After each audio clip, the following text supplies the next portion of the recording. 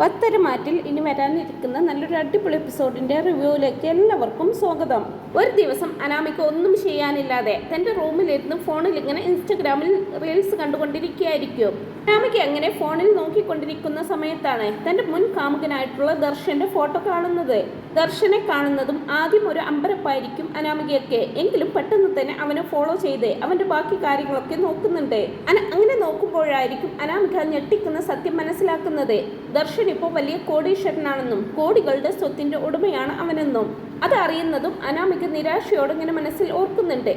അന്ന് അച്ഛന്റെ വാക്കും കേട്ട് ഇവനെ ഒഴിവാക്കേണ്ടിയില്ലായിരുന്നു. അന്ന് 10 പൈസക്ക് ഗതിയില്ലാത്തവനായിരുന്നല്ലോ ഇവൻ. പെട്ടെന്ന് ഇങ്ങനെയാ ഇവന്റെ ഈ വളർച്ച. എന്തായാലും ഇവന്റെയൊക്കെ ഒരു ഭാഗ്യം. ഇപ്പതാ ഇവൻ വലിയ കോടീശ്വരനായിരിക്കുന്നു. അന്ന് ഇവനെ കല്യാണം കഴിച്ചിരുന്നെങ്കിൽ ഇപ്പോൾ ഇന്ന് ആ സ്വത്തുക്കളൊക്കെ എനിക്ക് അനുഭവിക്കാമായിരുന്നു. ഹനിയെ പോലൊന്നുമല്ലായിരുന്നു. എന്നെ ഒരുപാട് ഇഷ്ടമായിരുന്നു അവനെ. എന്ത് ചെയ്യാം, എൻ്റെ വിധി ഇതായി പോയില്ലേ. എനിക്കുമുണ്ട് ഒരു ഭർത്താവ്, ഒരു കോന്തൻ ഭർത്താവ്. മീശയുണ്ടെന്നല്ലാതെ അവനെയൊക്കെ ഒരാണെന്ന് പറയാൻ പറ്റുമോ? കെട്ടിയ പെണ്ണിനെ സ്നേഹിക്കാൻ കഴിവില്ലാത്ത അവനെയൊക്കെ ഒരാണായിട്ട് ആരെങ്കിലും അംഗീകരിക്കുമോ? അനന്തപുരിക്കാർ വലിയ കോടീശ്വരന്മാരാണെന്നൊക്കെയാ എല്ലാവരും പറയാറ്. എന്നിട്ടെന്താ ഗുണം? 10 പൈസയുടെ ഗുണം എനിക്ക് ഇന്ന് വരെ ഉണ്ടായിട്ടില്ല. എല്ലാം ആ നയനക്കല്ലേ അവർ വാരിക്കൊരി കൊടുക്കുന്നത്. പക്ഷെ ദർശൻ അങ്ങനെയൊന്നുമല്ല. പ്രണയിക്കുന്ന കാലത്ത് തന്നെ ദർശന്റെ കയ്യിൽ പണമില്ലെങ്കിലും തനിക്ക് ഒരുപാട് സമ്മാനങ്ങളൊക്കെ വാങ്ങിച്ചു തന്നിട്ടുണ്ട്. അവന്റെ സ്നേഹം മനസ്സിലാക്കാതെ അച്ഛന്റെ വാക്കും കേട്ട് അവനെ തള്ളി പറഞ്ഞതാണ് തെറ്റെന്നൊക്കെ നിരാശയോടെ ഇങ്ങനെ ഓർക്കുകയാണ് അനാമിക. എന്തായാലും അവനൊരു മെസ്സേജ് അയച്ചിട്ടേക്കാം, എന്തെങ്കിലും ഉപകാരമുണ്ടായാലോ എന്നല്ലങ്ങനെ സ്വയം പറഞ്ഞുകൊണ്ട് അവൾ ദർശന് മെസ്സേജ് അയച്ചിടുന്നുണ്ട്. എന്തായാലും ഈ വിവരം അച്ഛനെയും അമ്മയെയും ഉടനെ അറിയിക്കണം. നേരിട്ട് കാണുന്നതാണ് ബുദ്ധി എന്നൊക്കെ ചിന്തിച്ച് അനാമിക അച്ഛനെയും അമ്മയെയും കാണാൻ പോകുന്നുണ്ട്. കുറച്ച് ഫ്രൂട്ട്സ് ഒക്കെ വാങ്ങിക്കൊണ്ടായിരിക്കും അനാമിക പോകുന്നത്. പതിവില്ലാതെ അനാമിക ഫ്രൂട്ട്സും ഒക്കെ ആയിട്ട് വരുന്നത് കാണുമ്പോൾ രേവതി ചോദിക്കുന്നുണ്ട്, മോളെ ഇനി വിരുന്നുകാരെ പോലെ ഇന്ന് ഫ്രൂട്ട്സ് ഒക്കെ ആയിട്ടാണല്ലോ വന്നിരിക്കുന്നത്. ഇത് പതിവില്ലാത്തൊരു കാഴ്ചയാണല്ലോ എന്നൊക്കെ പറയുമ്പോൾ അമ്മയ്ക്കല്ലേ പരാതി, ഞാൻ ഇങ്ങോട്ട് വരുമ്പോൾ ഒന്നും കൊണ്ടുവരാറില്ലെന്ന്. അപ്പോൾ പിന്നെ അമ്മയുടെ പരാതി തീർക്കാമെന്ന് കരുതി, അത്രയേ ഉള്ളൂ എന്നൊക്കെ അനാമിക പറയുമ്പോൾ അതിന് ഞാൻ നിന്നോട് ഫ്രൂട്ട്സും സാധനങ്ങളും വാങ്ങിച്ചുകൊണ്ട് വരാനല്ലല്ലോ പറഞ്ഞത്. അനന്തപുരിയിൽ നിന്നും വല്ല പണോ സ്വർണോ അങ്ങനെ എന്തെങ്കിലും കൊണ്ടുവരാനല്ലേ പറഞ്ഞത്. ഇല്ലാതെ ഈ 100 രൂപയുടെ ഫ്രൂട്ട്സുമായിട്ട് നിന്നോട് ഇങ്ങോട്ട് വരാനൊന്നും പറഞ്ഞിട്ടില്ല. എന്തായാലും ഞാൻ കൊണ്ടുവന്നതല്ലേ, അമ്മ ഇപ്പൊ ഇത് വാങ്ങിച്ചു വെക്കേ. നല്ല ക്ഷീണം, അമ്മ പോയിട്ട് ഇതുമായിട്ട് ഒരു ജ്യൂസ് ഉണ്ടാക്കി കൊണ്ടുവാ. എനിക്ക് അമ്മയോടും അച്ഛനോടും ഒരു പ്രധാന കാര്യം പറയാനുണ്ടെന്നൊക്കെ പറയുമ്പോൾ രേവതി വേഗം ജ്യൂസ് ഉണ്ടാക്കി കൊണ്ടുവന്ന് കൊടുക്കുന്നുണ്ട്. ജ്യൂസ് ഉണ്ടാക്കി കൊണ്ടുവരുന്നത് അവർക്ക് 3 പേർക്കും കൂടിയായിരിക്കും. അവർ 3 പേരും കൂടി അത് ഇരുന്ന് ഇങ്ങനെ കുടിക്കുകയാണ്. അവരിരുന്ന് ഓരോ കാര്യങ്ങളൊക്കെ ഇങ്ങനെ സംസാരിക്കുകയാണ്. അനാമികയോട് അച്ഛൻ ചോദിക്കുന്നുണ്ട്, അല്ല മോളെ അവിടുത്തെ കാര്യങ്ങളൊക്കെ എന്തായി? ഞാൻ നിന്നോട് പറഞ്ഞത് വല്ലതും നടക്കുവോ? നിന്റെ വല്യമ്മയെ എരിപിരി കയറ്റി കുറച്ച് പണമോ സ്വർണമോ എന്തെങ്കിലും വാങ്ങിച്ചെടുക്കാൻ നോക്ക്. അച്ഛനാണെങ്കിൽ ഇപ്പൊ പണത്തിന് കുറച്ച് ടൈറ്റാ. ഇങ്ങനെയുള്ള സ്ഥിതിക്ക് ഇപ്പൊ മോളുടെ കയ്യിൽ നിന്നും എന്തെങ്കിലും മറിക്കാൻ കിട്ടിയാലേ നിലനിൽപ്പുള്ളൂ. അച്ഛൻ ഈ പറയുമ്പോൾ ഞാൻ എങ്ങനെയാ അവിടെ നിന്ന് പൈസ എടുക്കുന്നത്? അനിയുടെ സ്വഭാവം അച്ഛന് നന്നായിട്ട് അറിയാവുന്നതല്ലേ. അവൻ എനിക്ക് 10ന്റെ പൈസ തരില്ല. പിന്നെ എന്തെങ്കിലും ആവശ്യത്തിന് ചോദിച്ച് വാങ്ങിക്കണം. ഒരു പൊട്ട് വാങ്ങിക്കണമെങ്കിൽ പോലും അതവന് കണക്ക് കൊടുക്കണം. അവനെ ഇനിയും സഹിച്ച് മുമ്പോട്ട് പോകണോ എന്നാണ് ഞാനിപ്പോൾ ആലോചിച്ചുകൊണ്ടിരിക്കുന്നത്. അങ്ങനെയുള്ളപ്പോഴാ അച്ഛൻ ഇക്കാര്യം എന്നോട് പറയുന്നത്. അവിടെ നിന്ന് എടുക്കാവുന്നിടത്തോളം സ്വർണമൊക്കെ എടുത്ത് ഞാൻ നിങ്ങൾക്ക് കൊണ്ടുവന്ന് തന്നതല്ലേ. ഇനിയും ഞാൻ അത് തന്നെ ചെയ്യണോ അച്ഛാ? ഇപ്പൊ എനിക്ക് തോന്നുന്നത് അവനെ കല്യാണം കഴിക്കേണ്ടിയില്ലായിരുന്നെന്നാ. അനന്തപുരിയിലെ മരുമക്കളാണെന്ന് പറയാൻ മാത്രമേ കൊള്ളാവൂ. അല്ലാതെ 10 പൈസയുടെ ഉപകാരമൊന്നും നമുക്കൊരിക്കലും ഉണ്ടാവുമെന്ന് തോന്നുന്നില്ല. എന്നാൽ നയനയ്ക്കും നൊബയ്ക്കും ഒക്കെ കണ്ടില്ലേ, കോരിക്കൊടുക്കുകയാണ് അവരെല്ലാവരും കൂടി ചേർന്ന്. ഇപ്പൊ പറഞ്ഞിട്ട് എന്താ കാര്യം? അന്ന് ദർശനെ കല്യാണം കഴിച്ചിരുന്നെങ്കിൽ ഞാനിപ്പോ കോടീശ്വരി ആയിരുന്നേനെ. ഈ ആരുടെ കാര്യമായി പറയുന്നതെന്ന് വേണു ചോദിക്കുമ്പോൾ അച്ഛൻ അറിയില്ലേ, ദർശൻ അവൻ എൻ്റെ പിറകെ ഒരുപാട് നാൾ നടന്നതല്ലേ. അവന്റെ കയ്യിൽ നിന്നും കിട്ടാവുന്നിടത്തോളം നമ്മൾ വാങ്ങിച്ചെടുത്തിട്ടുമുണ്ട്. നമ്മൾ വിചാരിച്ചതുപോലെയുള്ള ഒരു ചെക്കനല്ല അവനെന്ന് കണ്ടപ്പോൾ അവനെ ഈസി ആയിട്ട് അങ്ങ് ഒഴിവാക്കിയത് അച്ഛൻ ഇത്ര വേഗം മറന്നുപോയോ? ഓ അവനോ? അത് നീ തന്നെയല്ലേ അന്ന് പറഞ്ഞതേ അവനെ കൂടെ നിർത്തിയിട്ട് വലിയ കാര്യമൊന്നുമില്ലെന്ന്. അതുകൊണ്ടല്ലേ അച്ഛനും അവനെ ഒഴിവാക്കാൻ വേണ്ടി നിന്റെ കൂടെ നിന്നതെന്നൊക്കെ പറയുന്നുണ്ട് വേണു. അതൊക്കെ ശരിയാ അച്ഛാ, അത് തന്നെയാണ് എനിക്ക് പറ്റിയ തെറ്റ്. അച്ഛനും എല്ലാറ്റിനും കൂട്ടുനിന്നു. പക്ഷെ ഇപ്പൊ തോന്നുന്നു അവനെ ഒഴിവാക്കേണ്ടിയില്ലായിരുന്നെന്ന്. അച്ഛനൊരു കാര്യം അറിയോ? അവനിപ്പോ വലിയ കോടീശ്വരനായി മാറിയിട്ടുണ്ടെന്നൊക്കെ പറയുമ്പോൾ അതെങ്ങനെയാ മോൾ അറിഞ്ഞെന്ന് ചോദിക്കും. കണ്ടു അച്ഛാ അവന്റെ ഇപ്പോഴത്തെ ജീവിതം. അവൻ ഫോട്ടോസൊക്കെ ഇട്ടിരുന്നു. അത് കണ്ടപ്പോൾ എനിക്ക് മനസ്സിലായി അവന്റെ ഇപ്പോഴത്തെ ജീവിത രീതിയൊക്കെ. അന്ന് അവനെ ഞാൻ കല്യാണം കഴിച്ചിരുന്നെങ്കിൽ നമ്മുടെ ബാധ്യതകളൊക്കെ അവൻ തന്നെയായിട്ട് തീർത്തേനെ. എന്നെ അത്രയ്ക്ക് ഇഷ്ടമായിരുന്നല്ലോ അവനെ. ഇപ്പോൾ എനിക്ക് അവനെ കല്യാണം കഴിക്കാൻ പറ്റാതെ ഇരുന്നത് ഓർക്കുമ്പോൾ വല്ലാത്ത നിരാശയാണ് തോന്നുന്നത് അച്ഛാന്നൊക്കെ പറയും. മോൾ ഇങ്ങനെ നിരാശപ്പെടാതെ മോളൊന്ന് ശ്രമിച്ചാൽ ഇപ്പോഴും അതിനുള്ള ചാൻസ് ഉണ്ട് മോളെ. ഈ രീതിയിൽ തന്നെ മുമ്പോട്ട് പോവുകയാണെങ്കിൽ അനിയുമായിട്ട് അധിക കാലമൊന്നും മോൾക്ക് മുന്നോട്ട് പോവാൻ കഴിയില്ല. എത്രയും വേഗം അവനെ ഉപേക്ഷിക്കേണ്ടി വരും. അപ്പൊ പിന്നെ മോൾക്ക് ദർശന്റെ നേരെ ഒന്ന് ചൂണ്ടയിട്ട് നോക്കിക്കൂടെ? മോൾ ഇടുന്ന ചൂണ്ടയിൽ അവൻ വീണ്ടും കൊളുത്തിയാൽ നമ്മൾ രക്ഷപ്പെട്ടല്ലോ. നിനക്ക് ദർശനെ കല്യാണം കഴിക്കുകയും ചെയ്യാം. ഞങ്ങൾക്കതൊരു സഹായവുമാകും. ഈ പറഞ്ഞ സൗഭാഗ്യങ്ങളും അപ്പൊ നിനക്ക് കിട്ടുമെന്നൊക്കെ പറഞ്ഞു കൊടുക്കുമ്പോ അച്ഛന് തോന്നുന്നുണ്ടോ അവൻ ഇനിയും എന്നെ വിശ്വസിക്കുമെന്ന്? ഇക്കാര്യവും പറഞ്ഞ് അവന്റെ അടുത്ത് ചെന്നാൽ അവൻ എന്നെ ആട്ടി ഓടിക്കില്ലേ? അങ്ങനെയൊന്നും ഉണ്ടാവില്ല മോളെ. നീ അവനോട് കാണിച്ചതാണ് കപട സ്നേഹം. എന്നാൽ അവൻ അങ്ങനെയല്ലായിരുന്നല്ലോ. അവൻ മോളെ ആത്മാർത്ഥമായിട്ടല്ലേ സ്നേഹിച്ചത്. അതിനുള്ള ഒരുപാട് തെളിവുകൾ നമ്മുടെ മുമ്പിലുണ്ടല്ലോ.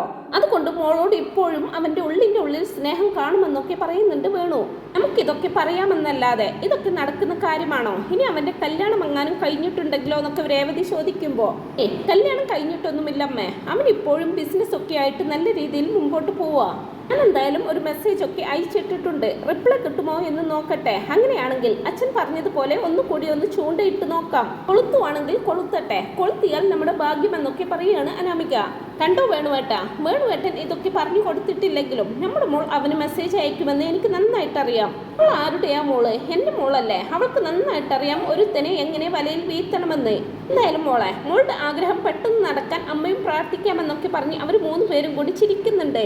പിന്നീട് അങ്ങനെ 2 ദിവസങ്ങൾക്ക് ശേഷം ദർശൻ അനാമികയ്ക്ക് തിരികെ മെസ്സേജ് അയക്കുന്നുണ്ട്. ഇതാരേ? അനാമികയോ? തനിക്ക് എന്നെ ഓർമ്മയുണ്ടോ? അതെന്താ ദർശനി അങ്ങനെ പറയുന്നത്? എനിക്ക് നിന്നെ മറക്കാൻ പറ്റുമോ? അങ്ങനെയാണോ നീ എന്നെ കുറിച്ച് കരുതിയിരിക്കുന്നത്? ആ സാഹചര്യത്തിൽ ഞാൻ നിന്നെ വേണ്ടെന്ന് വെച്ചെങ്കിലും എനിക്കൊരിക്കലും ദർശനെ മറക്കാൻ പറ്റിയിട്ടില്ല. മറ്റൊരുത്തന്റെ താലിക്ക് മുന്നിൽ തല കുനിച്ചു കൊടുത്തെങ്കിലും എന്റെ മനസ്സിൽ എപ്പോഴും ദർശൻ മാത്രമേ ഉള്ളൂ എന്നൊക്കെ പറയുകയാണോ അനാമിക സ്നേഹത്തിൽ ചാലിച്ച് അങ്ങനെയൊക്കെ പറയുന്നത് കേൾക്കുമ്പോൾ ദർശൻ ചിരിക്കുകയാണോ? ദർശൻ തിരക്കില്ലെങ്കിൽ ഒന്ന് വിളിക്കാവോ? എന്റെ ഫോൺ നമ്പർ ഞാൻ അയച്ചിടാം. സത്യം പറയാലോ ദർശ, മടുത്തു എനിക്ക്. വല്ലാതെ വീർപ്പുമുട്ടിയാണ് ഞാൻ ഇവിടെ കഴിയുന്നത്. അത്രയും ഒരു ബോറൻ ഭർത്താവാണ് എന്റെ കൂടെയുള്ളതെന്നൊക്കെ പറയുമ്പോൾ ഓക്കെ ബേബി, ഞാൻ വിളിക്കാമെന്ന് പറയുന്നുണ്ട് ദർശൻ. അങ്ങനെ ദർശൻ വിളിക്കുന്നുണ്ട് അനാമിക. ഒരുപാട് നാളായി നിന്റെ ശബ്ദമൊക്കെ കേട്ടിട്ട്. നിന്റെ വിവാഹം കഴിഞ്ഞ കാര്യമൊക്കെ ഞാൻ അറിഞ്ഞായിരുന്നു. അത് കേട്ടപ്പോൾ എനിക്ക് ഒരുപാട് വിഷമം തോന്നിയതാ. വലിയ കോടീശ്വര കുടുംബത്തിലേക്കാണല്ലോ നിന്നെ വിവാഹം കഴിച്ച് കൊണ്ടുപോയിരിക്കുന്നതെന്നൊക്കെ പറയുമ്പോൾ അതെ, വലിയ കോടീശ്വര കുടുംബത്തിലേക്ക് തന്നെയാണ് എന്നെ കല്യാണം കഴിച്ച് കൊണ്ടുവന്നിരിക്കുന്നത്. എനിക്കതിലൊന്നും ഒട്ടും താല്പര്യമുണ്ടായിട്ടല്ല. അച്ഛൻ്റെ ആത്മഹത്യാ ഭീഷണിക്ക് മുമ്പിൽ ഞാൻ വഴങ്ങിക്കൊടുത്തതാണ് ദർശ. അല്ലാതെ അവനെ ഇഷ്ടപ്പെട്ടിട്ടൊന്നുമല്ല ഞാൻ അവനെ വിവാഹം കഴിച്ചത്. അവനാണെങ്കിലും അങ്ങനെ തന്നെയാ. അവൻ ഇന്നുവരെ എന്നെ ഭാര്യയായിട്ട് അംഗീകരിച്ചിട്ടില്ല. അവനും മറ്റൊരു പെൺകുട്ടിയെ സ്നേഹിക്കുന്നുണ്ട്. അവന്റെ മനസ്സ് നിറയെ ആ പെൺകുട്ടിയാ. പിന്നെ ഞാൻ അതിന് വലിയ പ്രാധാന്യമൊന്നും കൊടുത്തിട്ടില്ല. ഞാൻ എന്തിനാ അതൊക്കെ നോക്കണം? അങ്ങനെ നോക്കണമെങ്കിൽ എനിക്ക് അവനോട് എന്തെങ്കിലും ഒരു ഫീലിങ്സ് തോന്നണ്ടേ? അത് പറയാലോ ദർശ, എന്റെ മനസ്സ് മുഴുവൻ നീയാ. നിന്നെ പിരിഞ്ഞതിൽ എന്റെ കണ്ണീര് തോർന്നിട്ടില്ല എന്ന് വേണം പറയാൻ. അച്ഛൻ്റെ ഒറ്റ നിർബന്ധത്തിന് വഴങ്ങിയാ ഞാൻ ഇങ്ങനെ ഒരു സാഹസത്തിന് മുതിർന്നത്. അപ്പോൾ അനാമിക പറഞ്ഞു വരുന്നത് തനിക്ക് ഇഷ്ടമില്ലാതെയാണ് കല്യാണം കഴിച്ചത് എന്നാണോ? ഇപ്പോൾ 2 പേരും സ്നേഹത്തിലല്ലേ കഴിയുന്നതെന്നൊക്കെ ചോദിക്കുമ്പോൾ അതൊന്നും പറയാതിരിക്കുക ദർശ നല്ലത്. ഞാൻ പറഞ്ഞല്ലോ, അവനെ എനിക്ക് ഇപ്പോഴും ഭർത്താവിൻ്റെ സ്ഥാനത്ത് അക്സെപ്റ്റ് ചെയ്യാൻ പറ്റുന്നില്ല. അവനോട് എനിക്ക് അങ്ങനെ ഒരു ഫീലിങ്സേ തോന്നുന്നില്ല. അവന്റെ ചിന്താഗതിയും എന്റെ ചിന്താഗതിയും രണ്ടും രണ്ടാ. അവൻ കെട്ടിയ താലി എന്റെ കഴുത്തിൽ ഉണ്ടെന്നേ ഉള്ളൂ. വേറൊരു തരത്തിലും ഞാൻ അവന്റെ സ്വന്തമായിട്ടില്ല. അനാമിക ഇങ്ങനെയൊക്കെ പറയുന്നത് കേൾക്കുമ്പോൾ ദർശന്റെ ഉള്ളിലും പഴയ പ്രണയം മുള പൊട്ടുന്നുണ്ട്. ഇങ്ങനെ ദർശനുമായിട്ട് സംസാരിച്ച് വീണ്ടും ദർശന്റെ മനസ്സിലേക്ക് അനാമിക അങ്ങ് ഇടിച്ചു കയറുകയാണ്. അങ്ങനെ അനാമികയെ കാണണമെന്ന് ദർശൻ പറയുന്നുണ്ട്. ദർശൻ വിളിച്ചു പറഞ്ഞതനുസരിച്ച് അനാമിക ഒരു തവണ പുറത്തു പോയി ദർശനെ കാണുന്നുണ്ട്. 2 പേരും പരസ്പരം ഓരോ കാര്യങ്ങൾ സംസാരിച്ചും ഒരുമിച്ച് യാത്ര ചെയ്തും സ്നേഹം പങ്കിട്ടും പഴയതിനേക്കാൾ കൂടുതൽ അങ്ങ് അടുത്തു പോകുന്നുണ്ട്. പിന്നീട് ദർശൻ ബിസിനസ് ആവശ്യങ്ങൾക്ക് വേണ്ടി പുറത്തു പോകുന്ന സമയത്തൊക്കെ ഫോണിലൂടെയും അവർ ബന്ധം പുലർത്തുന്നുണ്ടാവും. അങ്ങനെ ഇരിക്കെ ഒരു ദിവസം ദർശൻ സർപ്രൈസ് ആയിട്ട് അനാമികയെ കാണാനായിട്ട് വീട്ടിലേക്ക് വരുന്നുണ്ട്. അനാമിക ദർശന് ഫോൺ ചെയ്തുകൊണ്ടിരിക്കുമ്പോൾ തന്നെയായിരിക്കും ദർശൻ വീട്ടിലേക്ക് വന്നിട്ടുണ്ടെന്നുള്ളത് അറിയുന്നത്. കേട്ട് ആകെ പേടിച്ചിട്ടാണ് അനാമിക ഇരിക്കുന്നത്. നീ എന്ത് പണിയാ ദർശ ഈ കാണിച്ചത്? നിനക്കൊന്ന് വിളിച്ചു പറഞ്ഞാൽ മതിയായിരുന്നില്ലേ? നമുക്ക് പുറത്ത് വെച്ച് കാണാമായിരുന്നല്ലോ. ഇത് വേണ്ടിയിരുന്നില്ല ദർശ. ഇവിടെ എല്ലായിടത്തും ക്യാമറയാ. നീ എന്തിനാ ഇപ്പൊ ഇങ്ങോട്ട് വന്നത്? നീ എന്തിനാ ഇങ്ങനെ പേടിക്കുന്നത്? ഇനിയിപ്പോ നമ്മളെ പിടിക്കുകയാണെങ്കിൽ തന്നെ കാര്യങ്ങൾ എളുപ്പമായില്ലേ? പിന്നെ അതുമല്ല, നീയല്ലേ ഇന്നലെ വിളിച്ചപ്പോൾ നിന്റെ ഹസ്ബൻഡ് എവിടേക്കാ ടൂർ പോയിരിക്കുകയാണെന്ന് പറഞ്ഞതേ. അപ്പൊ പിന്നെ എനിക്ക് നിന്നെ കാണണമെന്നൊന്നും തോന്നി.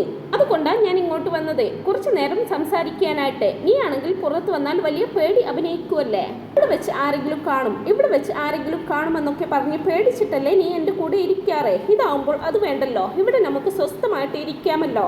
ഇങ്ങനെയെല്ലാം പറഞ്ഞ് ദർശൻ അനാമികയുടെ റൂമിലേക്ക് കയറി വാതിലങ്ങ് അടിച്ചു കുറ്റിയിടുന്നുണ്ട്. അനാമിക ആകെ പേടിച്ചിട്ടുണ്ടെങ്കിലും രണ്ടുപേരും അങ്ങോട്ടും ഇങ്ങോട്ടും ഇങ്ങനെ സംസാരിച്ചിരിക്കുകയാണ്. എന്നാൽ ഇതേ സമയം മുത്തശ്ശനും മുത്തശ്ശിയും എന്തോ ആവശ്യത്തിന് അനിയെ വിളിക്കുന്നുണ്ട്. അനിയാണെങ്കിൽ ആ സമയം ഫോൺ സ്വിച്ച് ഓഫ് ചെയ്ത് വെച്ചിരിക്കുകയായിരിക്കും. എത്ര വിളിച്ചിട്ടും അനിയെ കിട്ടാത്തത് കൊണ്ട് മുത്തശ്ശനും മുത്തശ്ശിക്കും വലിയ ടെൻഷനിലായിരിക്കും. ഈ കൂട്ടുകാരുമൊത്ത് ഇത്രയും ദൂരം പോയതാ, അവന്റെ ഒരു വിവരവുമില്ല. സാധാരണ അനി എവിടേക്കെങ്കിലും പോയാൽ എല്ലാവർക്കും വിളിക്കുന്നതാ. ഇത്തവണ അവന്റെ വിളിയൊന്നും കണ്ടില്ലല്ലോ. ഇനി അവൻ അനാമികക്കെങ്ങാനും വിളിച്ചു കാണുമോ? ചിലപ്പോൾ മോൾക്ക് വിളിച്ചു കാണും. ഞാനൊന്ന് പോയി ചോദിക്കട്ടെ എന്നൊക്കെ പറഞ്ഞുകൊണ്ട് മുത്തശ്ശി പോവാൻ ഒരുങ്ങുമ്പോൾ മുത്തശ്ശൻ പറയുന്നുണ്ട്, വേണ്ട, വയ്യാത്ത കാലം കൊണ്ട് നീ ആ സ്റ്റെയർ കയറണ്ട. അതുകൊണ്ട് നീ തൽക്കാലം ഇവിടെ ഇരിക്കേ, ഞാൻ പോയി മോളോട് ചോദിക്കാമെന്നും പറഞ്ഞുകൊണ്ട് മുത്തശ്ശൻ അനാമികയെ തിരക്കി മുകളിലേക്ക് വരികയാണ്. മുത്തശ്ശൻ റൂമിന് പുറത്ത് വന്ന് മോളെന്ന് വിളിച്ച് കതകിൽ മുട്ടാൻ ഒരുങ്ങുമ്പോഴായിരിക്കും റൂമിൽ നിന്ന് എന്തൊക്കെയോ അടക്കി പിടിച്ച സംസാരം കേൾക്കുന്നത്. അനാമിക മോൾ ഇതാരോടാ സംസാരിക്കുന്നത്? ഇനി ഫോണിലെങ്ങാനും ആയിരിക്കുമോ എന്നൊക്കെ ഇങ്ങനെ ചിന്തിച്ചുകൊണ്ട് ഡോറിനടുത്തായിട്ട് തന്നെ നിൽക്കുകയാണ് മുത്തശ്ശൻ. അപ്പോഴായിരിക്കും റൂമിൽ മറ്റൊരാൾ കൂടി ഉള്ളതായിട്ട് മുത്തശ്ശന് തോന്നുന്നത്. എന്തോ സംശയം തോന്നുന്ന മുത്തശ്ശൻ ചെവി ഓർക്കുകയാണ് ചെയ്യുന്നത്. അപ്പോഴായിരിക്കും അനാമികയും ദർശനും സംസാരിക്കുന്ന കാര്യങ്ങൾ വ്യക്തതയോടെ അല്ലെങ്കിലും കുറേശ്ശെയായിട്ട് മുത്തശ്ശൻ കേൾക്കുന്നത്. ഉള്ളിൽ മറ്റൊരാൾ കൂടി ഉണ്ടെന്ന് മനസ്സിലാക്കുന്ന മുത്തശ്ശൻ വേഗം തന്നെ ഡോർ അങ്ങ് തുറക്കുന്നുണ്ട്. ഡോർ തുറക്കുമ്പോൾ കാണുന്ന കാഴ്ച മുത്തശ്ശന് വിശ്വസിക്കാനാകുന്നില്ല. എന്റെ കൊച്ചുമകന്റെ റൂമിൽ അനാമികയുടെ മടിയിൽ തലവെച്ചുകൊണ്ട് ഏതോ ഒരുത്തൻ ഇങ്ങനെ കിടക്കുന്നതായിരിക്കും. ആ കാഴ്ച കാണുന്നത് മുത്തശ്ശൻ അങ്ങ് ദേഷ്യം കൊണ്ട് വിറക്കുന്നുണ്ട്. അനാമികയും ദർശനമാണെങ്കിലും പെട്ടെന്ന് അങ്ങ് ചാടി എണീക്കുന്നുണ്ട്. മുത്തശ്ശനെ കണ്ട് ആകെ പേടിയോടങ്ങനെ നിൽക്കുകയാണ് അനാമിക. മുത്തശ്ശൻ ഒന്നും നോക്കാതെ മുമ്പോട്ട് വന്ന് കൈ ഓങ്ങി അനാമികയ്ക്ക് ഒരെണ്ണം അങ്ങ് വെച്ച് കൊടുക്കുന്നുണ്ട്. അതുപോലെ തന്നെ ദർശനം ഇട്ട് കൊടുക്കുന്നുണ്ട് ഒരെണ്ണം. എടി നാണം കെട്ടവളെ, നീ ഇങ്ങനെ ഒരു പെണ്ണാണെന്ന് ഞാൻ ഒരിക്കലും കരുതിയിരുന്നില്ല. ആരടി ഇവൻ? എന്റെ അനിമോൻ ഇവിടെ ഇല്ലാത്ത സമയത്ത് കാമുകനെ വിളിച്ചു വരുത്തിയിരിക്കുകയാണല്ലേ. എന്റെ അനിമോനെ നീ വഞ്ചിക്കുകയായിരുന്നില്ലേ എന്നൊക്കെ ചോദിക്കുമ്പോ അത് പിന്നെ മുത്തശ്ശ, ഇവൻ എന്റെ കൂട്ടുകാരനാണെന്നൊക്കെ അനാമിക പറയുന്നുണ്ടെങ്കിലോ കൂട്ടുകാരൻ ചെയ്യുന്ന പ്രവൃത്തിയാണല്ലോ ഞാൻ ഈ ഡോറ് തുറന്നപ്പോൾ കണ്ടത്. ഈ കള്ള പറഞ്ഞ് നീ ബുദ്ധിമുട്ടേണ്ട അനാമികയെ, എനിക്കെല്ലാം മനസ്സിലായി. എന്റെ അനി ഇവിടെ ഇല്ലാത്ത സമയം അവള് കാമുകനെ വിളിച്ചു വരുത്തിയേക്കുന്നെന്നൊക്കെ മുത്തശ്ശൻ ദേഷ്യം കൊണ്ട് ഇങ്ങനെ പറയുമ്പോ ബഹളം കേട്ട് ആദർശും ദേവയാനിയും ജയനും ഒക്കെ അവിടേക്ക് എത്തുന്നുണ്ട്. ആ സമയം ഓടി രക്ഷപ്പെടാനായിട്ട് ദർശൻ ശ്രമിക്കുന്നുണ്ടെങ്കിലും ആദർശ് അവനെ കൈയോടെ പിടിക്കുകയാണ്. അനാമികയാണെങ്കിൽ പേടി കാരണം പൂക്കുല പോലെ നിന്ന് വിറക്കുകയായിരിക്കും. എന്റെ കാര്യത്തിൽ ഇന്നത്തോടെ ഒരു തീരുമാനമായെന്നാ തോന്നുന്നത്. സത്യങ്ങളെല്ലാം ഇവനിപ്പോ വിളിച്ചു പറയും. വിളിച്ചു പറയുകയാണെങ്കിൽ വിളിച്ചു പറയട്ടെ. അങ്ങനെയാണെങ്കിൽ കാര്യങ്ങൾ എളുപ്പമാവുമല്ലോ. എത്രയെന്ന് വെച്ചാൽ ഭർത്താവിന്റെ സ്നേഹം കിട്ടാതെ ഇവിടെ ഇങ്ങനെ കടിച്ചു തൂങ്ങിക്കിടക്കുന്നത്. ദർശൻ കാര്യങ്ങളെല്ലാം പറഞ്ഞാൽ ഇവിടെയുള്ളവർ തന്നെ ഒഴിവാക്കുമായിരിക്കും. അങ്ങനെ വന്നാൽ തനിക്ക് ദർശന്റെ കൂടെ പോകാൻ മറ്റു തടസ്സങ്ങളൊന്നും ഉണ്ടാവില്ലല്ലോ എന്നൊക്കെ ഇങ്ങനെ ചിന്തിച്ച് ചെറിയ സന്തോഷവും അതിനിടയിൽ അനാമികയ്ക്ക് തോന്നുന്നുണ്ട്. അങ്ങനെ അവിടേക്ക് വന്ന എല്ലാവരോടും മുത്തശ്ശൻ കാര്യങ്ങൾ പറയുമ്പോൾ ജാനകിയൊക്കെ വിശ്വസിക്കാനാകാതെ അനാമിക എങ്ങനെ നോക്കുകയാണ്. ദേവയാനിക്കാണെങ്കിൽ ഇവൾ ഇതല്ല ഇതിനപ്പുറവും ചെയ്യുമെന്നുള്ളൊരു ഭാവത്തിലായിരിക്കും നിൽക്കുന്നത്. അങ്ങനെ ആദർശ ദർശനെ പിടികൂടി ചോദ്യം ചെയ്യുന്നുണ്ട്. അങ്ങനെ അനാമികയെ കാണാൻ വേണ്ടി വന്നതാണെന്ന് തന്നെ സമ്മതിക്കുകയാണ് കേട്ടോ ദർശൻ. എല്ലാം കേൾക്കുന്ന ജാനകി മുമ്പോട്ട് വന്ന്, നീ ഇത്രയും വൃത്തികെട്ടവൾ ആയിരുന്നോടി? നിന്നെയാണല്ലോ ഞാൻ എൻ്റെ തലയിലെടുത്ത് വെച്ചുകൊണ്ട് നടന്നിരുന്നത്. നീ എൻ്റെ മകനെ ചതിക്കുമായിരുന്നല്ലേ? എങ്ങനെ തോന്നിയടി നിനക്കെന്ന് ചോദിച്ചുകൊണ്ട് ജാനകി അനാമികയുടെ മുഖത്തടിക്കുന്നുണ്ട്. സമയം അനാമിക വീറോടെ പറയുകയാണ്, നിങ്ങളുടെ മകന്റെ കാര്യമൊന്നും പറയാതിരിക്കുന്നതാ നല്ലത്. നിങ്ങളുടെ മകൻ ഇന്ന് വരെ എന്നെ സ്നേഹിച്ചിട്ടുണ്ടോ? എന്നെ ഇവിടെ കൊണ്ടുവന്ന് കഷ്ടപ്പെടുത്തുകയാണ് നിങ്ങളുടെ മകൻ ചെയ്യുന്നത്. നിങ്ങളുടെ മകൻ എപ്പോഴും ഈ നിൽക്കുന്നവളുടെ അനിയത്തിയുടെ പിന്നാലെ മണം പിടിച്ച് നടക്കുവല്ലേ. അപ്പൊ പിന്നെ ഞാനും എന്റെ ഇഷ്ടം പോലെ ജീവിക്കും. അത് ചോദ്യം ചെയ്യാൻ ആരും വരണ്ടെന്നൊക്കെ പറയുമ്പോ അനാമികെ, നീ പറഞ്ഞത് ശരിയാ. നിനക്ക് നിന്റെ ഇഷ്ടം പോലെ ജീവിക്കാം. പക്ഷെ ആ ജീവിതം ഈ വീട്ടിൽ കഴിഞ്ഞോണ്ട് വേണ്ട. മോനെ ആദർശേ, ഇപ്പോൾ തന്നെ ആ വേണുവിനോടും രേവതിയോടും ഇങ്ങോട്ട് വരാൻ പറയണം. ഇക്കാര്യത്തിൽ ഇന്ന് തന്നെ ഒരു തീരുമാനം ഉണ്ടാക്കണം. ഇനിയും ഇവളെ ഇവിടെ വെച്ച് പൊറപ്പിക്കണോ വേണ്ടയോ എന്ന് നമുക്കൊരു തീരുമാനത്തിൽ എത്തണമെന്നൊക്കെ പറയുകയാണ് മുത്തശ്ശൻ. അങ്ങനെ വേണുവിനെയും രേവതിയെയും രാത്രിക്ക് രാത്രി തന്നെ അനന്തപുരിയിലേക്ക് വിളിച്ചു വരുത്തുന്നുണ്ട്. എന്താ കാര്യം മൂർത്തി സാറേ എന്നൊക്കെ ചോദിച്ചു വരുന്ന വേണുവിനോടായിട്ട് പറയുന്നുണ്ട് മുത്തശ്ശൻ, നിങ്ങളുടെ മകളെ ഇനിയും ഈ കുടുംബത്തിലെ മരുമകളായിട്ട് നിർത്താൻ ബുദ്ധിമുട്ടുണ്ട്. ഇതുവരെ അവളിവിടെ കാണിച്ചു കൂട്ടിയതെല്ലാം കണ്ടില്ലെന്ന് നടിച്ചു. അവളുടെ പക്വത കുറവ് കൊണ്ടാണെന്ന് കരുതി. പക്ഷെ ഇതങ്ങനെ വിടാൻ പറ്റില്ല. ഭർത്താവ് ഉണ്ടായിട്ടും ഒരു അന്യപുരുഷന്റെ കൂടെയാണ് നിങ്ങളുടെ മകൾ ഇന്നിവിടെ കഴിഞ്ഞത്. ഇക്കാര്യത്തിൽ ഒരു തീരുമാനമുണ്ടാക്കാനാണ് ഞാൻ നിങ്ങളെ വിളിപ്പിച്ചതെന്നൊക്കെ പറയുമ്പോൾ, അയ്യോ മൂർത്തി സാറേ, ഇത്തവണത്തേക്ക് ഞങ്ങളുടെ മോളോടൊന്ന് ക്ഷമിക്കണം. ഇനി ഒരിക്കലും ഞങ്ങളുടെ മോളുടെ ഭാഗത്ത് നിന്ന് ഇങ്ങനെ ഒരു പ്രവൃത്തി ഉണ്ടാകാതെ ഞങ്ങൾ നോക്കിക്കൊള്ളാം. പുറത്തറിഞ്ഞാൽ നിങ്ങൾക്ക് തന്നെയല്ലേ മൂർത്തി സാറേ നാണക്കേട്. ഈ കുടുംബത്തിന്റെ അന്തസ്സോർത്തെങ്കിലും മൂർത്തി സാറേ ഇത്തവണത്തേക്ക് ഞങ്ങളുടെ മോളോട് ക്ഷമിക്കണമെന്നൊക്കെ പറഞ്ഞു വേണു കാല് പിടിക്കുമ്പോൾ, അച്ഛൻ ഇത് എന്തിന്റെ കേടാ, ഇന്നത്തോടെ എല്ലാം തീരുമെങ്കിൽ തീരട്ടെ എന്ന് കരുതി നിൽക്കുമ്പോൾ അച്ഛന്റെ ഒരു ഒടുക്കത്തെ ഡ്രാമ. അച്ഛൻ ഇതെന്ത് പറ്റിയെന്നൊക്കെ ചിന്തിച്ച് ദേഷ്യത്തോടെ നിൽക്കുകയാണ് അനാമിക. അങ്ങനെ വേണുവിന്റെ കാല് പിടിക്കൽ കണ്ട് ജാനകി എന്ത് പറയുന്നെന്നൊക്കെ ചോദിക്കുമ്പോൾ, അച്ഛൻ എന്ത് തീരുമാനിച്ചാലും ഞാൻ ആ തീരുമാനത്തിന്റെ കൂടെ ഉണ്ടാവുമെന്ന് പറയുകയാണ് ജാനകി. ഈ ഒരു സംഭവത്തോടു കൂടി ജാനകി അത്രത്തോളം അനാമികയെ വെറുത്ത് കാണും. തന്റെ മകനോട് അവൾ ഒരിക്കലും ഇങ്ങനെ ഒരു ചതി ചെയ്യുമെന്ന് ജാനകി സ്വപ്നത്തിൽ പോലും വിചാരിച്ചിട്ടുണ്ടാവില്ല. എന്തായാലും വേണുവും രേവതിയും ഇവിടെ വരെ വന്നതല്ലേ, നിങ്ങൾ നിങ്ങളുടെ മകളെ വിളിച്ചു കൊണ്ടുപോയിക്കോളൂ. ഹനി വന്നിട്ട് കാര്യങ്ങൾക്കൊക്കെ നമുക്കൊരു തീരുമാനമുണ്ടാക്കാമെന്ന് തീർത്തു പറയുകയാണ് മുത്തശ്ശൻ. ദർശനയും 1-2 അടിയൊക്കെ കൊടുത്ത് ഇതിനോടകം പറഞ്ഞു വിട്ടിട്ടുണ്ടാവും ആദർശ്. അങ്ങനെ രാത്രിക്ക് രാത്രി തന്നെ തന്റെ പെട്ടിയും പാണ്ഡവും എടുത്ത് നാണം കെട്ടും അച്ഛന്റെയും അമ്മയുടെയും കൂടെ ഇറങ്ങി പോവുകയാണ് അനാമിക.